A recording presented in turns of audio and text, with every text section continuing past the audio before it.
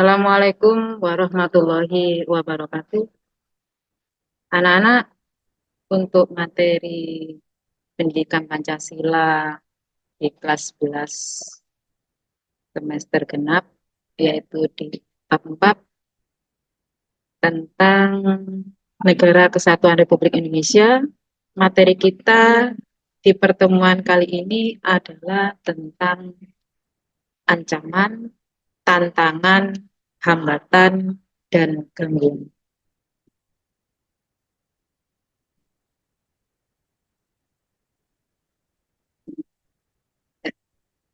Judulnya ATHG.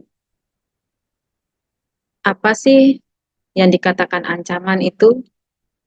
Nah, ancaman adalah segala sesuatu yang dapat membahayakan keamanan dan kedaulatan negara. Ancaman itu dibedakan menjadi menjadi tiga, maaf. Ada ancaman militer, ancaman non-militer, dan ancaman hibrida. Sekarang kita bahas satu persatu. Ancaman militer, apa yang dikatakan ancaman militer? Ancaman militer itu adalah setiap usaha atau kegiatan baik dari dalam negeri maupun dari luar negeri yang dinilai membahayakan kedaulatan negara, keutuhan wilayah negara, dan keselamatan segenap bangsa.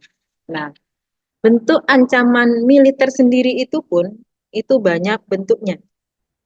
Contohnya satu, agresi, pelanggaran wilayah, spionase, sabotase, aksi teror bersenjata, pemberontakan bersenjata, dan perang saudara. Nah, sekarang saya contohkan ancaman militer seperti pelanggaran wilayah. Kalian mungkin pernah mendengar apa sih pelanggaran wilayah? Wilayah pada suatu negara itu adalah eh, kedaulatan penuh suatu negara, di mana wilayah ini tidak boleh diganggu-gugat atau dilanggar oleh negara lain. Contoh nih, wilayah unsur terbentuknya negara, wilayah itu ada wilayah laut, wilayah darat, udara, nah, dan wilayah ekstrateritorial. Sekarang kita lihat seperti wilayah darat. Wilayah darat di negara kita itu ada yang berbatasan dengan Papua Nugini, ada yang berbatasan dengan Timur Leste, dan ada yang berbatasan dengan Malaysia. Ini bisa menjadi ancaman ketika batasan wilayah yang ada dalam negara kita itu diambil oleh negara lain. Makanya mengapa tentara itu ditugaskan di wilayah perbatasan untuk menjaga keutuhan negara Kesatuan Republik Indonesia. Itu kalau kita banyak berbicara di darat. Nah, sekarang di laut, salah satu contoh, laut kita itu sekarang ada yang namanya ada pelanggaran-pelanggaran wilayahnya yang dilakukan oleh negara tetangga. Ya, salah satunya sekarang sampai saat ini yang belum terselesaikan yaitu wilayah Ambalat ya, wilayah Ambalat ini. Nah, kenapa ini kok menjadi konflik, menjadi ancaman bagi suatu negara? Ya karena memang dua negara ini, negara kita dan negara tetangga yaitu Malaysia, itu sama-sama mengklaim bahwa Ambalat itu adalah milik kami berdua. Artinya seperti itu. Nah, salah satu contoh lagi yang sudah diklaim oleh pemerintah Malaysia yaitu Pulau Sipadan dan Pulau Ligitan. Di mana kedua pulau ini yang semerta-merta itu adalah menjadi wilayah teritorial dari bangsa Indonesia. Nah, karena eh, kenapa kok oleh Mahkamah Internasional itu dimenangkan oleh Malaysia? Karena mereka Mahkamah Internasional melihat yang membangun dan melestarikan kedua pulau itu adalah pemerintah Malaysia. Akhirnya kedua pulau tersebut dimenangkan atau memang didapat oleh pemerintah Malaysia. Jadi yang namanya keutuhan wilayah itu sebetulnya bukan tanggung jawab pemerintah dan TNI belaka, tetapi tanggung jawab kita sebagai warga negara Indonesia. Itu salah satu contoh ancaman militer. Ancaman militer itu datanya itu bisa dibedakan menjadi dua. Ada yang dari luar, ada yang dari dalam. Nah, itu tadi ancaman pelanggaran wilayah, itu yang saya contohkan ancaman militer yang datang dari luar. Nah, sekarang ancaman yang berasal dari dalam negeri itu apa? Ancaman dari dalam negeri, ancaman militer. Contoh nih, ISIS. Nah, contoh lagi pemberontakan yang ada di Papua. Nah, mereka, rakyat Indonesia kita sendiri, itu mungkin karena mereka mengapa kok melaksanakan atau melakukan pemberontakan tersebut? Karena mungkin satu, tidak adanya pembangunan yang merata. Contoh, oh pemerintah hanya membangun akses yang ada di kota-kota saja, yang di kota-kota pinggiran tidak dipikirkan. Mungkin seperti itu. Itu salah satu contoh ancaman dari dalam negeri yang berupa militer. Nah, sekarang kita beralih ke ancaman non-militer. Apa sih ancaman non-militer itu? Sebetulnya sama. Ancaman non-militer itu adalah sebuah ancaman yang merusak generasi penerus bangsa, tetapi tidak melalui kekerasan fisik. Secara apa? Secara halus. Salah satu contoh nih. Ancaman non-militer yang terjadi pada anak-anak kita sekarang ini, yaitu seperti ancaman sosial budaya. Apa saja sih ancaman sosial budaya itu? Salah satu contohnya itu ya. Sekarang yang lagi marah ancaman sosial budaya itu adalah pergaulan bebas. Apa sih pergaulan bebas? Apakah pergaulan bebas itu hanya menonton kamu itu, oh kalau pergaulan bebas itu Bu berarti melakukan seks bebas. Apa hanya seperti itu? Tidak. Ya, pergaulan bebas itu banyak banyak sekali macamnya. Kalau kalian ketahui pergaulan bebas hanya contoh melakukan seks bebas, itu salah satu contohnya saja. Pergaulan bebas ini bisa dikatakan ancaman non-militer. Kenapa dikatakan ancaman non-militer? Karena ketika masyarakat pemuda bangsa Indonesia itu melakukan pergaulan bebas dan dia tidak mengenal atau mengindahkan norma-norma yang berlaku di masyarakat, ini yang akan menghancurkan kehidupan bangsa kita. Ya. Sekarang siapa yang mau meneruskan bangsa Indonesia kalau bukan kita para pemudanya?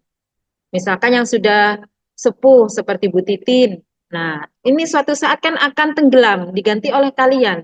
Nah, kalau kalian sendiri itu sudah tidak lagi mengindahkan norma-norma yang berlaku di masyarakat, apa yang akan terjadi bangsa Indonesia ketika dipimpin oleh pemuda-pemuda yang seperti ini? Maka akan menjadi hancur. Itu yang pertama. Yang kedua, contohnya handphone. Nah, ini juga termasuk ancaman juga.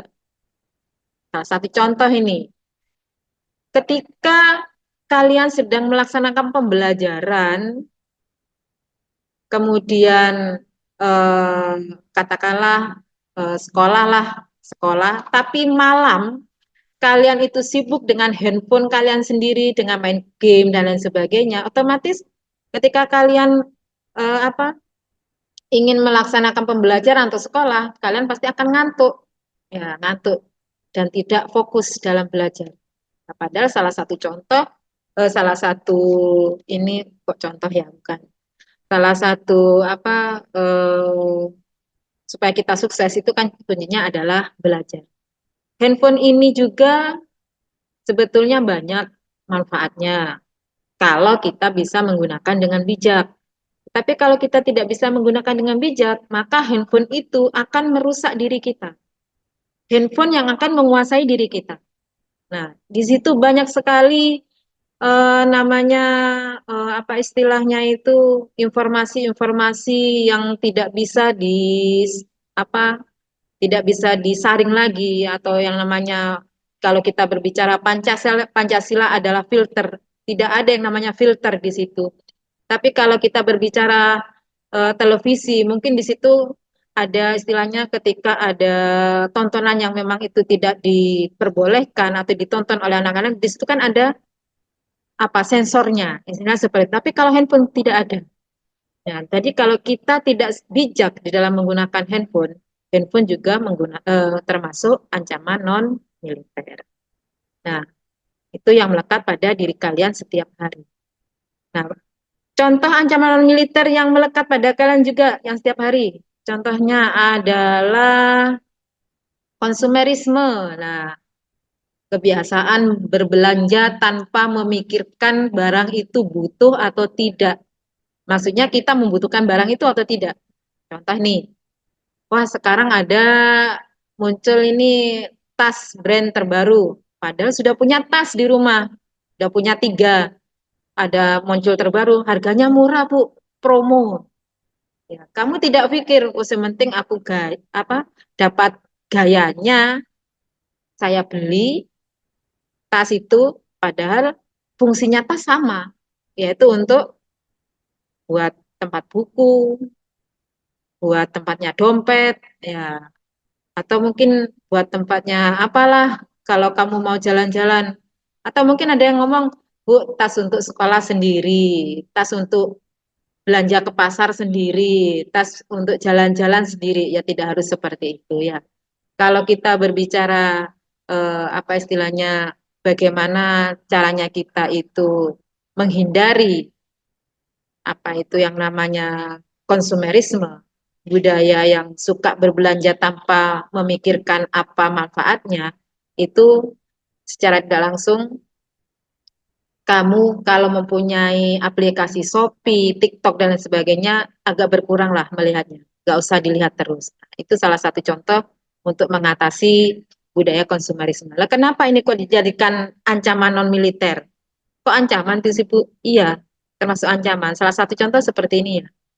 Eh, Berdasarkan sila kelima, ya, menabung itu hemat. Nah, itu kan salah satu contoh dari sila kelima, menabung dan hemat. Kalau kita tidak memerlukan sesuatu yang betul-betul kita butuhkan, janganlah kamu membeli barang tersebut. Gunanya apa? Ditabung itu. Gunanya untuk masa depan. Orang tidak selamanya sakit, orang tidak selamanya sehat. Kalau kita, contoh nih, sekarang kita waktu sehat, punya banyak uang, kita beli semua kita wes, apa yang kita inginkan kita beli semua wes. Tanpa kita memikirkan bagaimana besok, bagaimana ke depannya. Kita tidak memikirkan. Mungkin kita memikirkan, oh besok kalau nggak punya uang cari uang bisa buat besok. Sekarang saya dapat buat hari ini. Besok saya dapat lagi buat besok. Nah, kamu tidak memikirkan jangka 5, 10 atau 15 tahun yang akan datang. Nah, dari hal yang seperti ini, sedikit banyak mari kita hindari. Ancaman-ancaman non militer itu juga eh, apa sangat berpengaruh sekali dengan adanya integrasi bangsa Indonesia. Nah, kemudian contoh lagi yang sering melekat pada diri kalian, budaya westernisasi. Apa itu westernisasi? Westernisasi itu budaya kebarat-baratan. Sudah tidak mau lagi menggunakan produk-produk dalam negeri. Contoh nih, yang perempuan, waktu di sekolah menggunakan kerudung. Iya Bu, orang di sekolah ada aturannya menggunakan kerudung. Ya tidak seperti itu. Tapi kalau di rumah menggunakan rok pendek, rok mini, menggunakan celana pendek yang tidak seharusnya diperlihatkan ke umum. Nah, seperti itu namanya budaya yang meniru budaya budaya Barat, yang laki-laki semiran rambutnya, pakai anting dan lain sebagainya. Ya. Itu adalah budaya yang seharusnya tidak kita tiru karena kita memiliki budaya sendiri, yaitu budaya yang sopan santun, berbusana yang sopan, kemudian bertingkah laku yang baik, bertutur kata yang baik. Nah, itu kan salah satu ciri budaya bangsa Indonesia yang seharusnya harus kita lestarikan. Kemudian yang terakhir adalah ancaman hibrida. Apa itu ancaman hibrida? Ancaman hibrida itu adalah ancaman non-militer dan ancaman militer atau gabungan kedua dari ancaman ini. Apa contohnya? Salah satu contohnya itu kalau kalian tahu sekarang lagi marak penipuan online ya. Penipuan ini dari segi apa? Kok kita bisa ditipu? Contoh nih, mungkin kamu secara tidak sadar mungkin pernah mendapat WA di situ tertera semacam bentuk undangan pernikahan.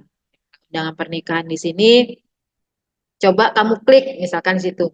Ketika kamu membuka undangan tersebut, ternyata di situ si penipu atau si pelaku ini secara tidak langsung mengakses data-data kalian. Ya, contoh nih, misalkan kalian memiliki tabungan di bank, kalian memiliki apa istilahnya akun-akun yang sangat rahasia. Nah, di situ bisa terbuka semua oleh pelaku tersebut. Nah, di situ secara tidak langsung akhirnya nanti ketika kenapa sih orang memiliki uang di bank kok sampai terkuras habis? Ya dari seperti itu, dari penipuan online seperti ini. Ya, ini namanya ancaman hibrida. Kemudian sekarang kita ganti ke tantangan. Apa itu sih tantangan? Tantangan itu adalah situasi atau kondisi yang memerlukan perhatian dan usaha lebih untuk mencapai tujuan tertentu. Ya. Macam-macamnya apa? Sekarang kita lihat. Macam-macam tantangan. Di sini kita perlihatkan ada tiga ya. Ada tiga sebetulnya tantangan itu terhadap integrasi bangsa itu ada lima.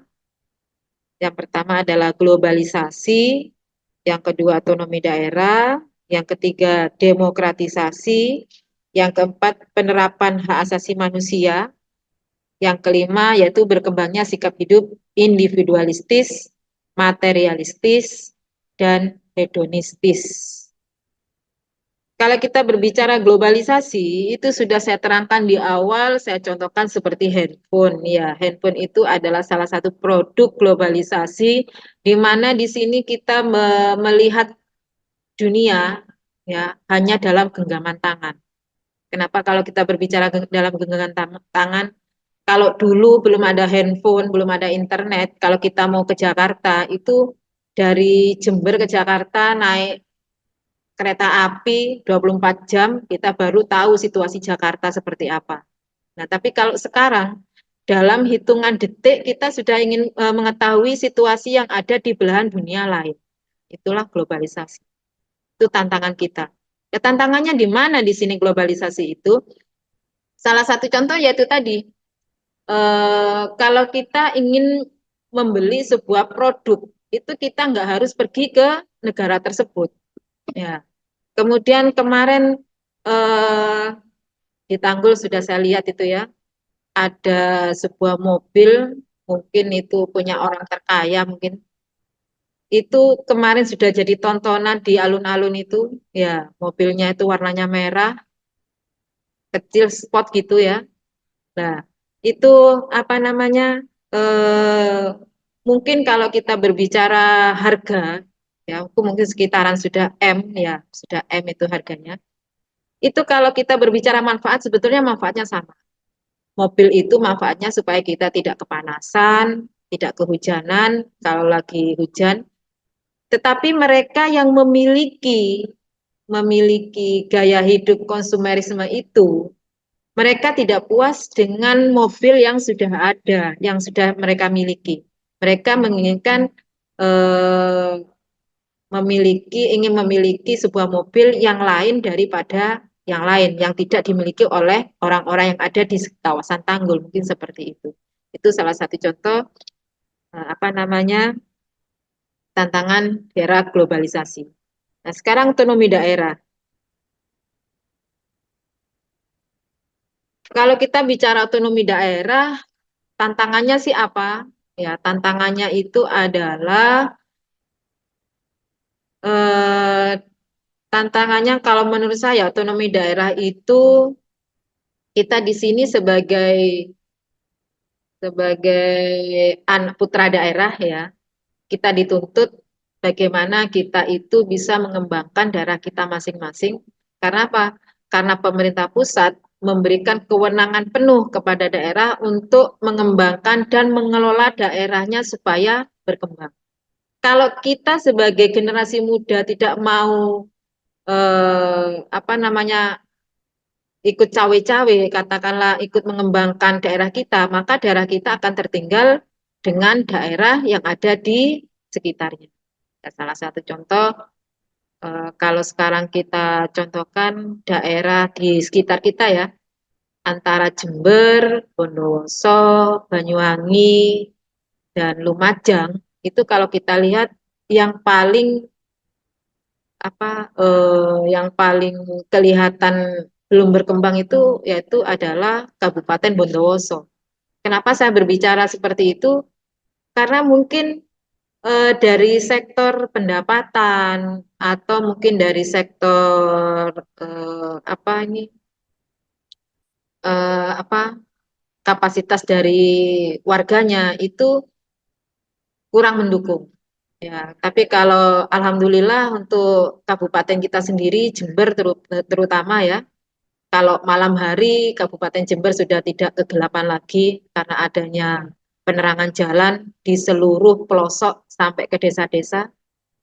Nah, tapi kalau kita lihat ke daerah tetangga sebelah seperti Lumajang, itu kalau kalian melihat itu perbatasan Jatiroto itu kan sudah Lumajang, Jember itu ya.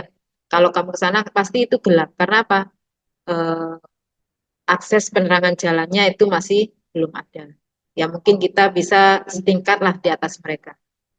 Nah, sekarang yang saya jelaskan yang tidak tertulis di sini yaitu tentang penerapan hak asasi manusia. Penerapan hak asasi manusia itu menjadi tantangan bagi bangsa Indonesia karena apa? Karena di sini yang namanya hak asasi manusia walaupun sudah diundangkan ya sudah diundangkan pada tahun 1999 hak asasi manusia pelanggaran-pelanggaran terhadap hak asasi manusia itu sering kali banyak terjadi. Salah satu contohnya terjadi yaitu di lingkungan sekitar kita sudah. Contohnya ya, contoh real yang paling kecil terjadinya bullying. Bullying ini itu adalah dikategorikan pelanggaran HAM. Walaupun contoh ini, apakah seorang membuli itu harus mencederai fisik? Apakah membuli itu harus orang itu bisa depresi? Tidak seperti itu. Salah satu contoh membuli kamu secara tidak langsung atau tidak sengaja. Contoh ini, ada temennya makan, ya, ada temennya makan. Nah, temennya makan di sini itu mungkin yang namanya teman satu kelas ya. Satu kelas itu kan ekonomi keluarga kita kan tidak sama. Ada yang kelas menengah, ada yang kelas atas, bahkan ada yang tidak punya. Ketika ada sekelompok teman kamu membuka makanan, contoh nih, mereka teman yang tidak punya lah katakanlah. Sangunnya cuman ikan pindang. Nah, kalau buka tepak, sing dibuka ikan pindang, otomatis kan baunya amis, menyebar ya, menyebar ke seluruh ruangan kelas. Nah, ada salah satu temannya, mungkin ya yang katakanlah teman yang kaya lah, yang punya mampu.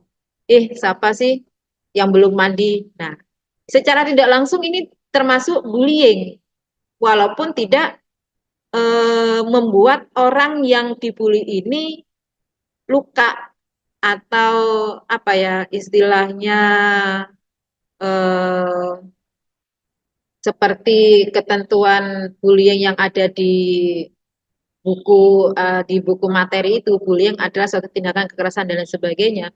Nah, secara tidak langsung kamu telah melukai hati seseorang dan orang ini secara otomatis kalau di apa kamu secara nyeletuk seperti itu menyinggung, ya menyinggung perasaan dia, otomatis akan merasa malu, minder dan lain sebagainya. Akhirnya apa? Kalau anak yang kamu katain seperti ini itu dia tidak kuat mental, otomatis dia akan sama orang tuanya akan ini akan berperilaku yang tidak sesuai. Otomatis gini, udah Bu, saya nggak usah dikasih ikan pindang lagi. Besok saya mau pokoknya bontotnya ayam, saya mau bontotnya telur, saya mau bontotnya daging dan lain sebagainya. Padahal orang tuanya tidak mampu. Nah, itu salah satu tantangan yang harus kita hadapi. Jadi bagaimana sih supaya hal-hal ini tidak terjadi? Ya, kita harus berperilaku sesuai dengan aturan-aturan yang tertera dalam Pancasila. Nah, sekarang kita berbicara hambatan. Hambatan adalah faktor yang menghalangi atau memperlambat proses pencapaian tujuan. Ya. Apa sih macam-macam hambatan? Macam-macam hambatan di sini yang ibu tuliskan itu ada 3. Seharusnya itu sama, ada 5 ya. Yang tidak saya tuliskan di sini adalah korupsi. Ya, apa itu korupsi? Korupsi itu adalah memperkaya diri sendiri dengan menyalahgunakan wewenang atau jabatan yang dia miliki. Kenapa itu bisa menjadi suatu hambatan? Karena korupsi, contoh ini ya, suatu perusahaan akan maju, itu hambatannya kalau tidak ada orang-orang yang di dalamnya melakukan tindakan korupsi. Nah, contoh gini sudah. Dalam di kelas sudah ya. Contoh di kelas. Eh, ketua kelas menginginkan, maaf bukan ketua kelas, wali kelas menginginkan kelas kalian itu bersih, dicat, atau dikasih korden, atau mungkin bisa rapi, beda dengan kelas yang lain. Itu mungkin keinginan dari semua wali kelas seperti itu ya. Tetapi di sini setelah uang kas yang dikumpulkan setiap hari, ya dikumpulkan setiap hari, ada salah satu yang dikasih kepercayaan untuk memegang uang kas tersebut melakukan tindakan korupsi, maka tujuan yang diinginkan oleh wali kelas dan semua siswa itu pasti tidak akan pernah tercapai. Kenapa tidak pernah tercapai? Ya karena mungkin kalau uangnya itu dikorupsi oleh dari salah satu dari kalian, pasti yang namanya untuk membeli korden tidak mungkin kesampaian. Ya, kepingin kelasnya sejuk, pengen beli kipas juga kesampaian. Kepingin kelasnya bersih, dicat juga tidak kesampaian. Itu namanya hambatan. Ya, jadi korupsi itu adalah sebuah hambatan yang mana ini terjadinya proses integrasi nasional itu sangat sulit sekali. Kemudian kita berpijak pada gangguan. Gangguan adalah kondisi atau peristiwa yang mengganggu stabilitas dan keamanan, tetapi biasanya bersifat sementara atau bisa diatasi dengan cepat. Contohnya apa sih gangguan itu? Ya, gangguan itu contohnya di sini. Nah, bencana alam, kerusuhan sosial, gangguan keamanan dalam negeri. Nah, sekarang kalau kita berbicara bencana alam itu eh, bisa kita hindari atau mungkin bisa kita cegah dengan salah satu contohnya adalah kalau kita cinta dengan alam sekitar kita. Ya, seperti contohnya tidak membuang sampah sembarangan. Kalau kita membuang sampah ke sungai, akhirnya seharusnya sungai itu alirannya lancar karena tersumbat dengan sampah-sampah itu airnya meluap. itu menjadi juga dikatakan bencana alam atau banjir dan lain sebagainya. Kemudian kerusuhan sosial. Seperti apa kerusuhan sosial itu? Salah satu contoh nih, kalau di lingkungan kita, yaitu kita ibaratkan seperti tawuran antar pelajar ya. Tawuran antar pelajar ini itu juga dikategorikan kerusuhan sosial. Apa yang terj- eh, apa yang menyebabkan maaf maaf eh, akibat dari kerusuhan sosial itu bisa berdampak sangat buruk sekali di lingkungan sekitar kita. Salah satu contoh nih, kerusuhan ini bisa mengganggu keamanan jalan raya, bisa maaf bukan mengganggu, bisa mengganggu arus lalu lintas. Seharusnya normal, akhirnya macet karena ada kerusuhan. Kemudian toko-toko itu bisa merasa tidak aman karena apa? Kebanyakan para perusuh ini itu melakukan penjarahan terhadap toko-toko tersebut. Nah, itu juga dikatakan gangguan terhadap integrasi nasional. Kemudian apa lagi? Gangguan keamanan dalam negeri. Contohnya adalah teroris, ya, teroris. Kalau kita berbicara teroris, orang yang tidak salah itu juga kena akibat dari contoh nih, bom, aksi bom bunuh diri, ya. Mereka mungkin bertujuan untuk melakukan suatu aksi di sebuah gereja, salah satu contoh seperti itu, atau di sebuah eh, keramaian. Nah, di situ tujuan mereka mungkin menurut teroris itu ditujukan kepada suatu kelompok tertentu. Tetapi kalau kita berbicara di pasar atau di pusat-pusat keramaian, di situ kan hanya tidak suatu kelompok tertentu yang ada di situ. Ada orang-orang lain. Nah, ini di sini juga dikategorikan gangguan terhadap integrasi atau keamanan atau persatuan negara Republik Indonesia. Nah, dari sini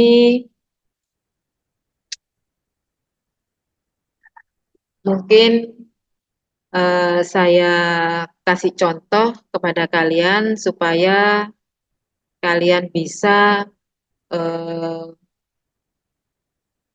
memahami lebih mendalam dengan saya contohkan sebuah video ancaman dari ancaman militer, ancaman non-militer, dan ancaman hibrida.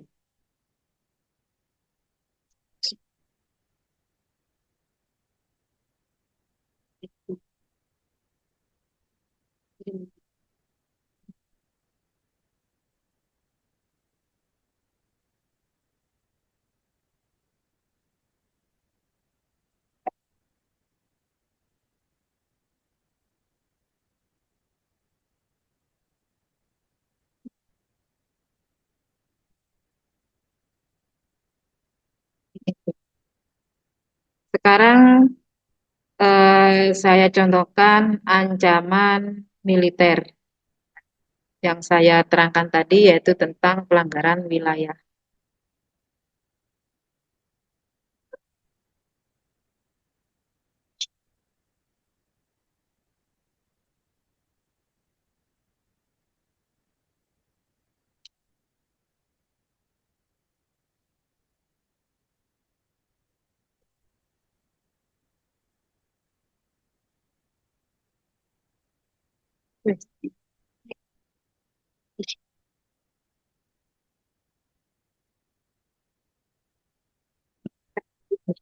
Tahan dari ini.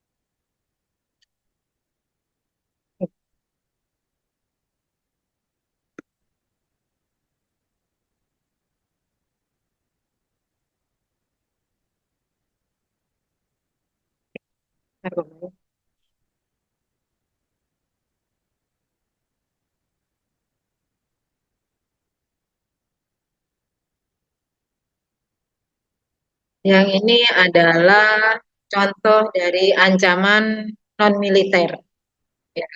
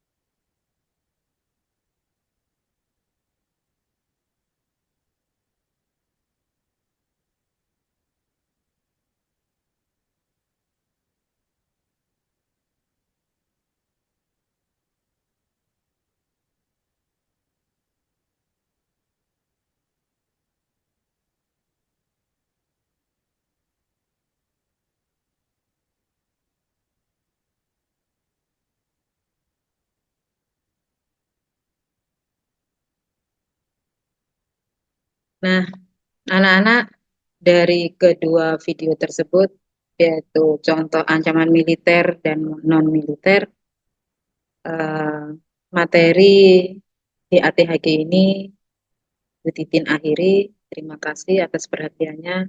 Assalamualaikum warahmatullahi wabarakatuh.